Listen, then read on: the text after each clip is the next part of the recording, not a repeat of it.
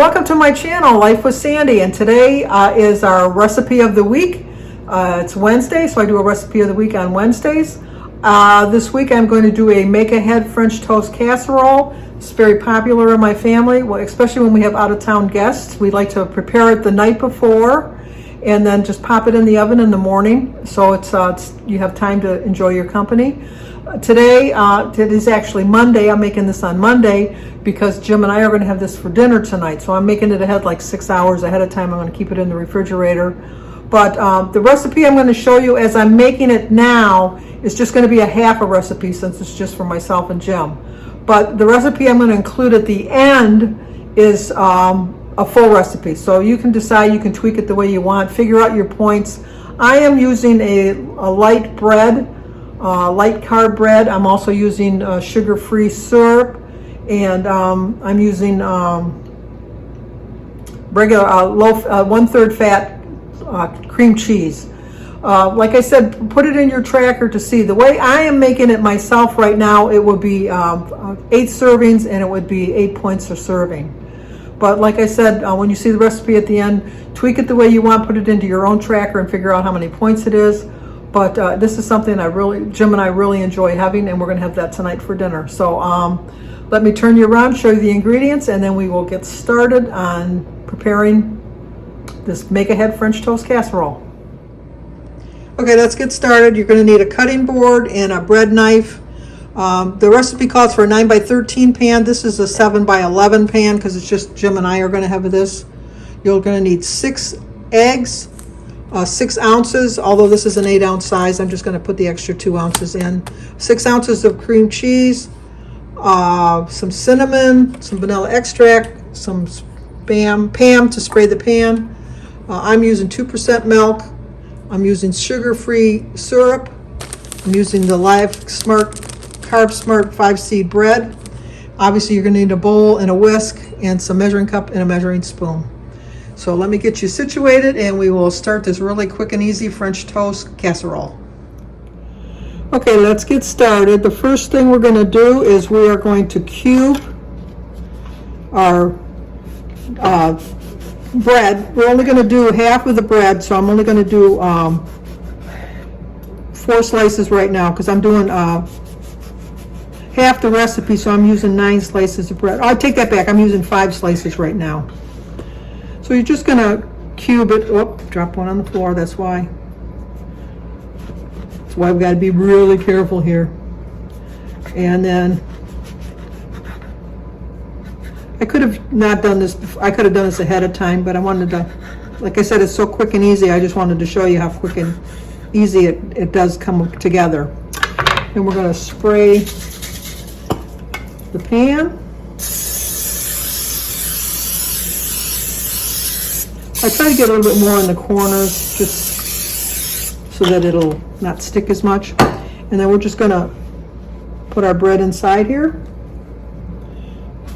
Easy peasy.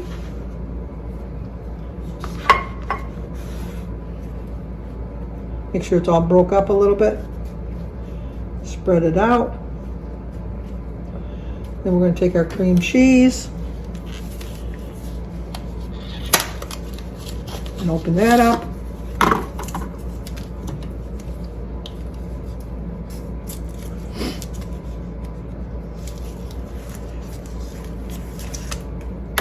If you cut the recipe in half, you should really only be using half, but I'm just going to, you know what, I'll just take some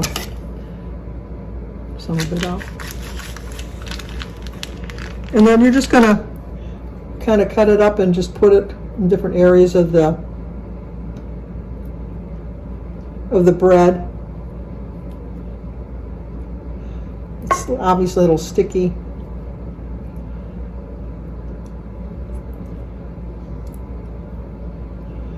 And then we're just going to do that with all of the cream cheese.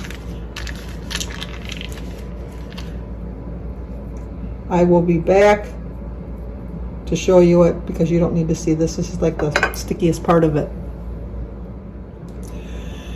Okay, so we've got the cream cheese. I use 6 ounces. I put the other 2 ounces in the refrigerator. So I had it softened. You can either do it softened or you can just do it right from the refrigerator. Mine was a little bit softened already, so let's just set this aside. Bring in our bowl here for, make sure I got it in here. And we're going to do our 6 eggs.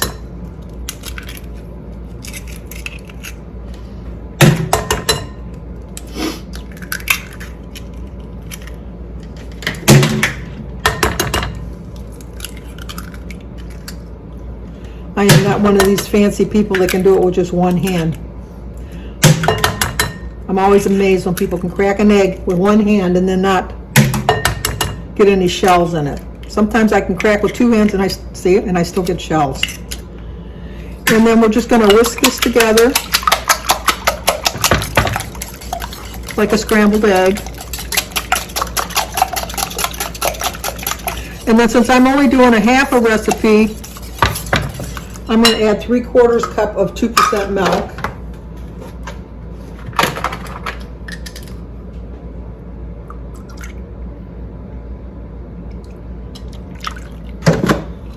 Whisk that in.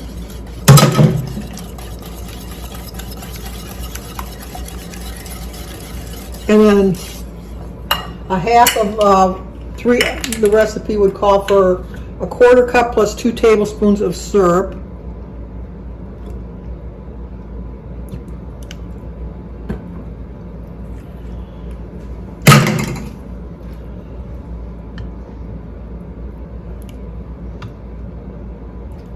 Like I said, make sure you check with whatever ingredients you're making to get your point value of what you think it should be.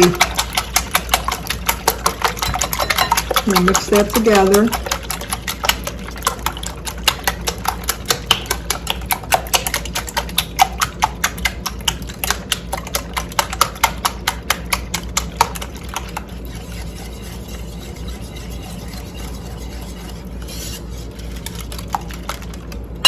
We're going to add a little dash of cinnamon. Whoop, that's a little bit more than a dash, isn't it? Well, it'll be a little bit more cinnamony tasting for us.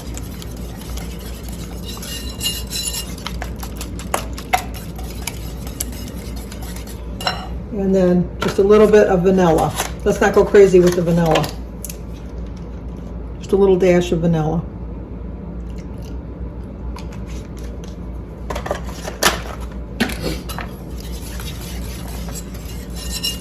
I'm going to set this aside. We're going to cut up the remaining pieces of our bread, the other 4 slices or whatever. If you're doing the full recipe, the other half of your bread.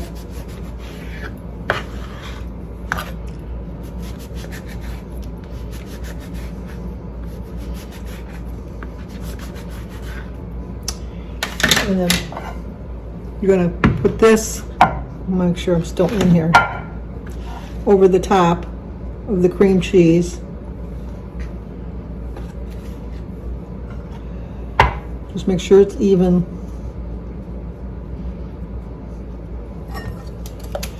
And then, obviously because I don't have too much cinnamon in here, you're just going to pour the egg mixture over the top of the bread. Try to get it all in all the corners. Trying to make sure I stay in here so you can see what I'm doing.